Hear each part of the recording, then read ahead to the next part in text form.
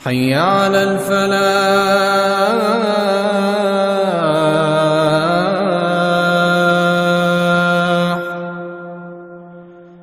حي على الفلاح.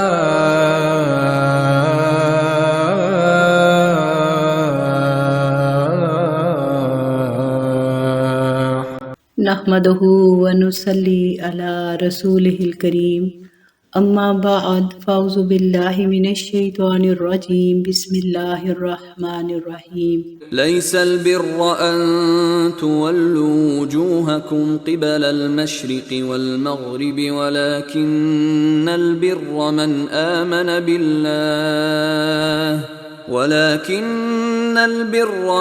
آمن بالله واليوم الآخر والملائكة والكتاب والنبيين وآتى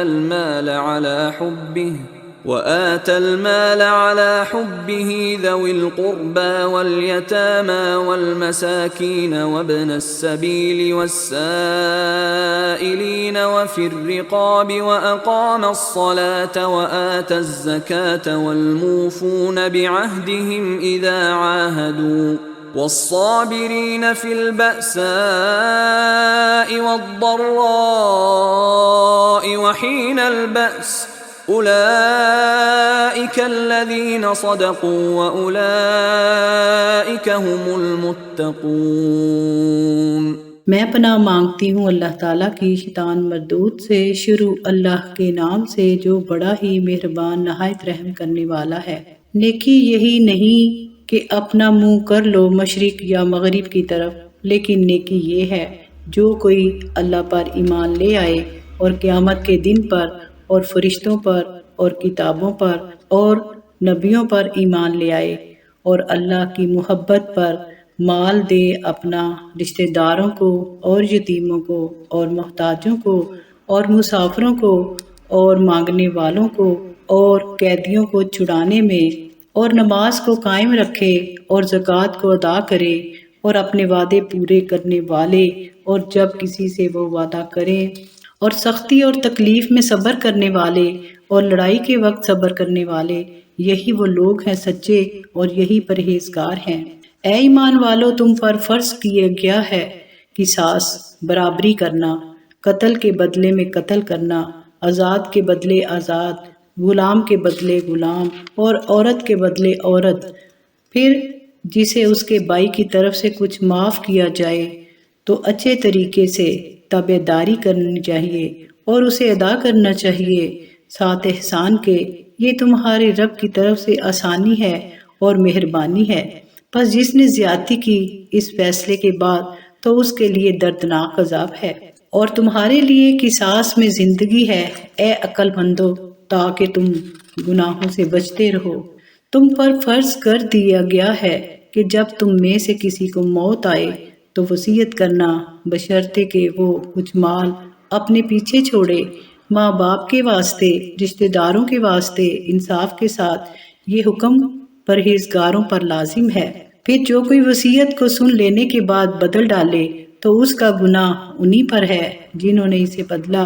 بے شک یہ اللہ تعالیٰ سننے والا جاننے والا ہے۔ پھر جو کوئی وصیت کرنے والے سے غلط فیصلے سے ڈرے یا گناہ سے ڈرے، پھر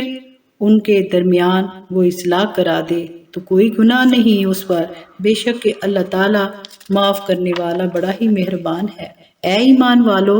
تم پر فرض کیے گئے ہیں روزے جیسے کہ فرض کیے گئے تھے تم سے پہلے لوگوں پر، تاکہ تم تقوی اختیار کرو۔ چند گنتی کے دن ہیں، پھر تم میں سے جو کوئی بیمار ہو یا سفر پر ہو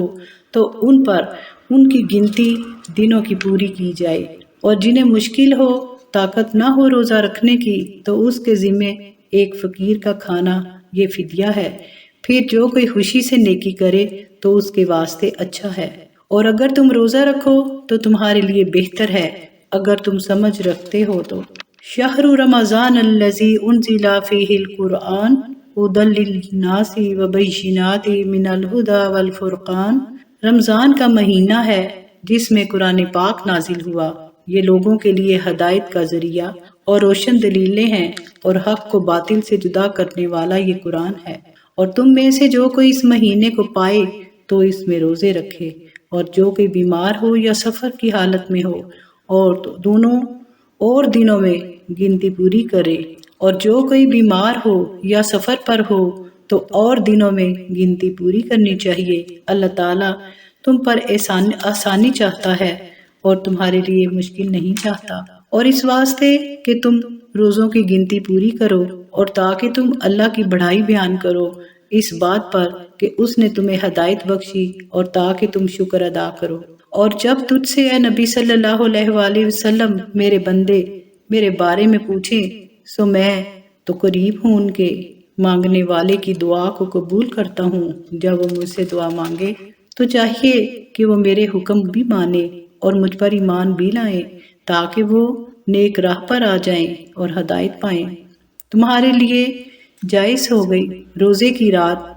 کی رات میں بے حجاب ہونا، یعنی اپنی خواہشات پوری کرنا اپنی بیویوں سے، وہ تمہارا لباس ہے اور تم ان کا لباس ہو۔ اللہ کو معلوم ہے کہ تم خیانت کرتے تھے اپنی جانوں سے، سو تمہیں معاف کیا اور تم سے درگزر کی۔ پھر اب اپنی عورتوں سے ملو اور جو تمہارے لیے اللہ تعالیٰ نے لکھ دیا ہے وہ طلب کرو، اور کھاؤ اور پیو جب تک تمہیں صاف نظر آئے، صبح کی سفید دھاری سیاہ دھاری سے جدا، پھر رات تک روزے کو پورا کرو۔ اور عورتوں سے نہ ملو جب تم مسجدوں میں اعتکاف میں ہو، یہ اللہ کی مقرر کی ہوئی حدیں ہیں، سو ان کے قریب نہ جاؤ۔ اس طرح اللہ تعالیٰ اپنی آیتیں لوگوں کے لیے بیان فرماتا ہے تاکہ وہ گناہوں سے بچتے رہیں، اور آپس میں ایک دوسرے کا مال ناحق طریقے سے نہ کھاؤ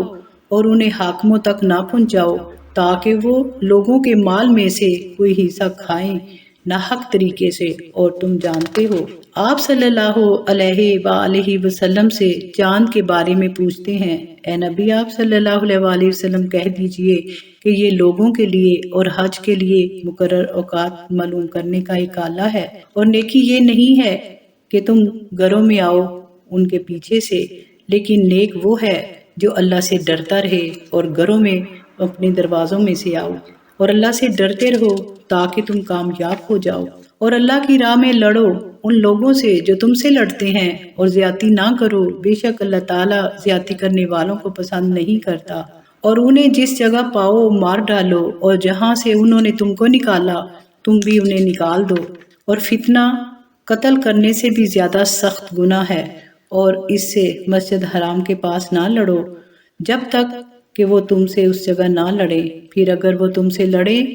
تو انہیں مارو، کافروں کی یہی سزا ہے۔ پھر اگر وہ باز آ جائیں تو بے شک اللہ تعالیٰ معاف کرنے والا نہایت مہربان ہے۔ اور ان سے یہاں تک لڑو کہ فتنہ باقی نہ رہے اور اللہ تعالیٰ ہی کا دین ہو جائے۔ پھر اگر وہ باز آ جائیں تو ظالموں کے سوا کسی پر زیادتی نہ کرو۔ حرمت والا مہینہ حرمت والے مہینے کا بدلہ ہے، اور ادب و حرمت رکھنے میں بدلہ ہے۔ پھر جس نے تم پر زیادتی کی تم اس پر زیادتی کرو جیسی اس نے تم پر زیادتی کی، اور اللہ سے ڈرتے رہو اور جان لو کہ اللہ تعالیٰ پرہیزگاروں کے ساتھ ہے۔ اور اللہ کی راہ میں خرچ کرو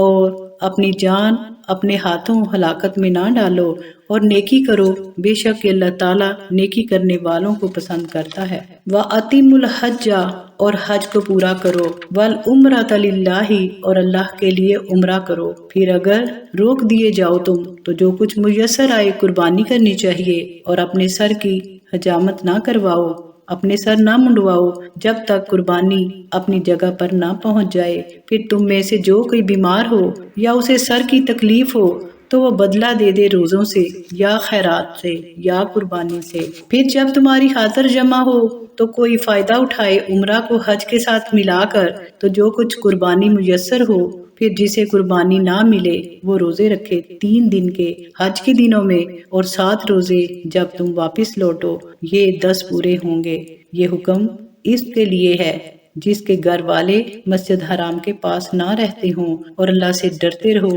اور جان لو بے شک اللہ تعالیٰ سخت سزا دینے والا ہے۔ حج کے مہینے معلوم ہے، پھر جس نے مقرر کر لیا ان دنوں میں حج کرنا تو عورت سے بے حجاب نہ ہو، نہ حج کے زمانہ میں گناہ کرے اور نہ جھگڑا کرے۔ اور جو کوئی نیکی کرتے ہو تم، اللہ تعالیٰ اسے جانتا ہے، اور زیادہ راہ لے لیا کرو کہ بے شک بہتر ہے زیادہ تقوی اور اللہ تعالیٰ سے ڈرو اے عقل والو۔ تم پر کچھ گناہ نہیں کہ اپنے رب کا فضل تلاش کرو، پھر جب تم طواف کے لیے عرفات سے لوٹو تو مشعر الحرام کے نزدیک اللہ کو یاد کرو اور اسے اس طرح یاد کرو جس طرح تمہیں سکھایا گیا ہے، اور بے شک اس سے پہلے تم ناواقف تھے۔ پھر طواف کے لیے پھرو جہاں سے لوگ پھرتے ہیں اور اللہ سے معافی مانگو، بے شک اللہ تعالیٰ معاف کرنے والا بڑا ہی مہربان ہے۔ پھر جب اپنے حج کے ارکان تم ادا کر چکو تو اللہ تعالیٰ کو یاد کرو جیسے تم یاد کرتے ہو اپنے باپ دادا کو،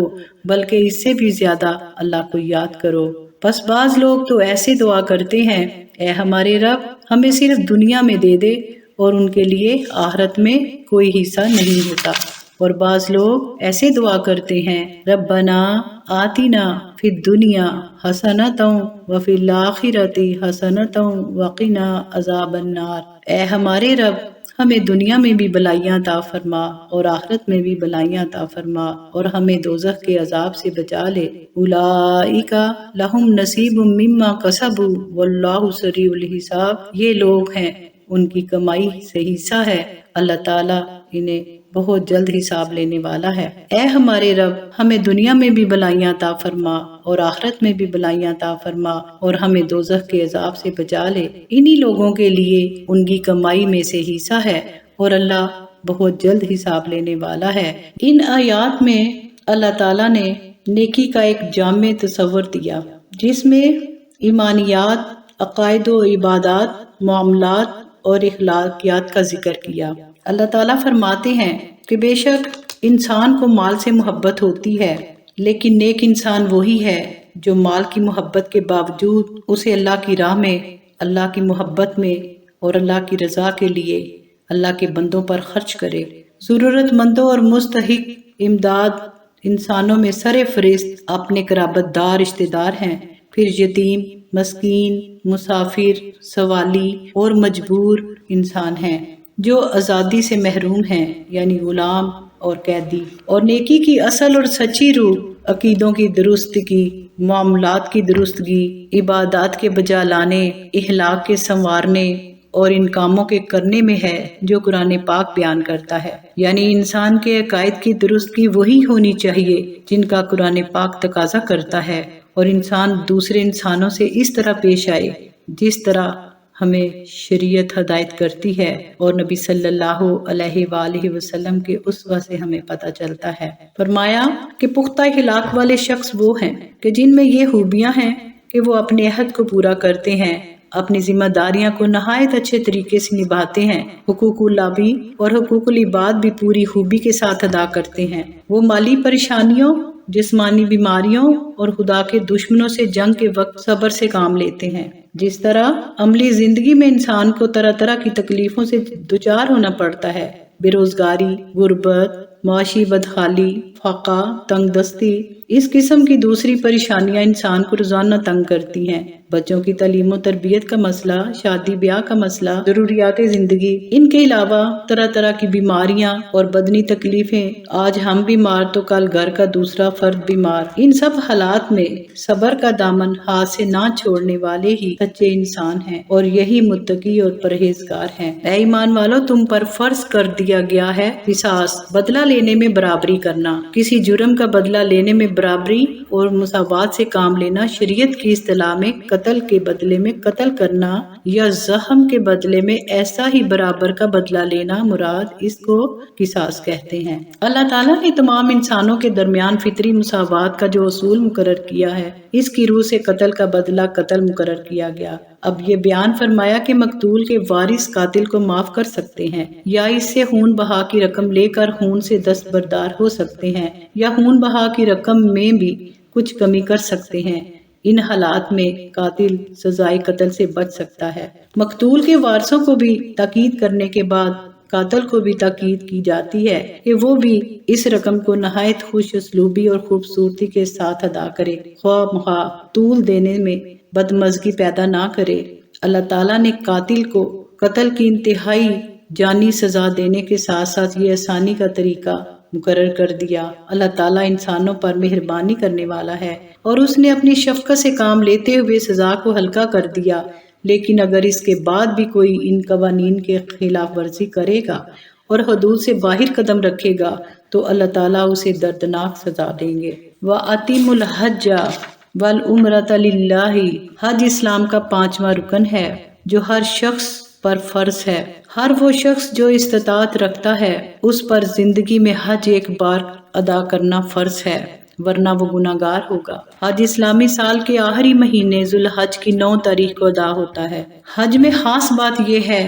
کہ تمام روئے زمین کے تمام مسلمان ہر سال ایک مرتبہ مرکز اسلام میں جمع ہوتے ہیں۔ وہاں کوئی اونچ نیچ نہیں ہوتی، کالے گورے، امیر غریب، بادشاہ فقیر، عالم جاہل اور چھوٹے بڑے سارے کاندھے سے کاندھا ملا کر ایک جگہ کھڑے ہوتے ہیں۔ سب کا ایک ہی لباس ہوتا ہے، ہر ایک کے لبوں پہ ایک ہی صدا ہوتی ہے، لبیک اللہم لبیک لبیک لا شریک لک لبیک، اے اللہ میں حاضر ہوں، اے اللہ میں حاضر ہوں، ساری تعریفیں تیرے ہی لیے ہیں اور میں تیرا شکر ادا کرتا ہوں۔ حج کے بارے میں نبی پاک صلی اللہ علیہ وآلہ وسلم نے ارشاد فرمایا کہ جو شخص استطاعت رکھتے ہوئے حج کرنے کا ارادہ نہ کرے، نیت نہ کرے اور حج نہ کرے تو میں نبی صلی اللہ علیہ وآلہ وسلم اس کے ایمان سے بری ذمہ ہونے کا اعلان کرتا ہوں کہ پھر وہ چاہے عیسائی ہو کے مرے یا یہودی ہو کے مرے، کہ جس نے استطاعت کے باوجود بھی حج نہ کیا ہو۔ اس ربع کے آخر میں بڑی پیاری دعا جو پیارے نبی صلی اللہ علیہ وآلہ وسلم کو بہت ہی پسند تھی، ربنا آتنا فی الدنیا حسنۃ وفی الآخرۃ حسنۃ وقنا عذاب النار۔ مومن خیر و خوبی کا طالب ہے،